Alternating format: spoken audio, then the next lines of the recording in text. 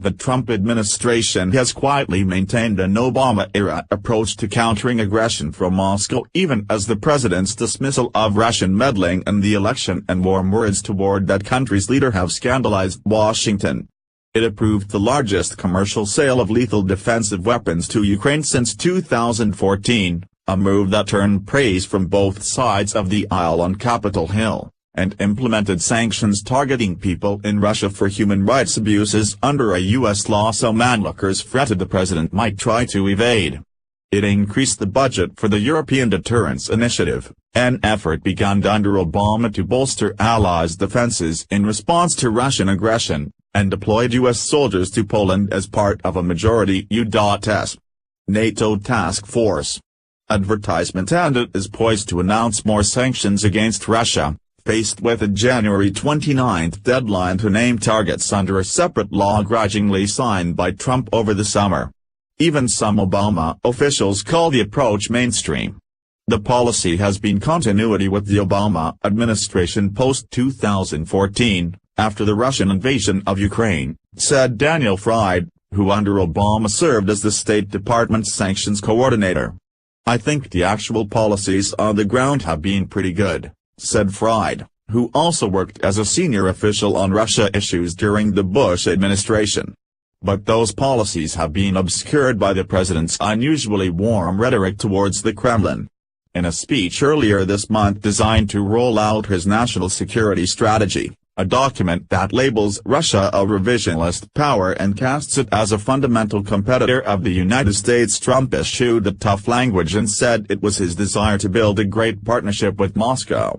He recounted a phone call from Russian President Vladimir Putin thanking him for an intelligence tip as the way it's supposed to work.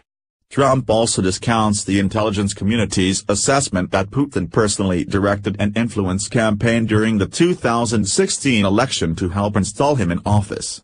The Russian president has denied the charges and Trump has said that he believes that when he tells me that, he means it. Current officials dismissed the notion that there is any inconsistency between the president's attitude towards Russia and the administration's policies. "If you look at the actions that we take, those are the things that ultimately matter. Those are the things that we're doing," an administration official told The Hill. The president's language is an important part of that broader strategy because it highlights what we want our relationship to be, the official said. "I don't know anyone who works on Russia who would tell you it's not in our interests to have a good relationship with the Russians. But," the official continued, "we do have this two-pronged approach. We want to find areas of cooperation with them, but at the same time we're not just going to stand by idly and let them run over us." In general, the official said, the type of actions that you've seen are consistent with the previous administration. In the early months of his presidency, speculation churned that Trump would back away from U.S. NATO commitments in the region, roll back Obama-era sanctions punishing Moscow for meddling in the 2016 election and return to diplomatic compounds widely believed to be a home base for Russian spies. But in reality, former diplomats say, the administration's concrete policies suggest a modest toughening against Russia. The European defense budget increase was a very big deal, according to Fried, and an apparent reversal of Trump's claims on the campaign trail that NATO was obsolete. The lethal weapons sale to the Ukraine army earned praise from lawmakers in both parties, as did the implementation of the congressionally mandated Magnitsky Act sanctions, which Fried said was a sound piece of work. And although the administration fiercely opposed the new set of sanctions passed by Congress in August, the administration official cited technical concerns. It appears poised to implement them by the end of next month. So far, if you read the interpretive guidance that State and Treasury have sent out, it's been solid, said Fried. It has not felt to me like somebody was putting the brakes on. The administration has also declined so far to return the Russian diplomatic compounds, or dachas, seized by the Obama administration as part of a slate of penalties for its active measures campaign during the election. In that case, Congress has tied the administration's hands. The new sanctions law also prevents the administration from returning the compounds without congressional approval. Before that law was passed, the official said, The administration had gone back and forth with the Russians on how to do this, and they consistently turned down our different approaches. The official declined to offer specifics on what conditions the administration offered. And despite Trump's promises of a warmer relationship, U.S.-Russia relations have remained sour. The two governments have engaged in a tit-for-tat of forcing diplomatic closures and accusing one another of violating a 30-year-old arms control agreement. Earlier this week, Secretary of State Rex Tillerson wrote in an op-ed that the U.S. has a poor relationship with the resurgent Russia.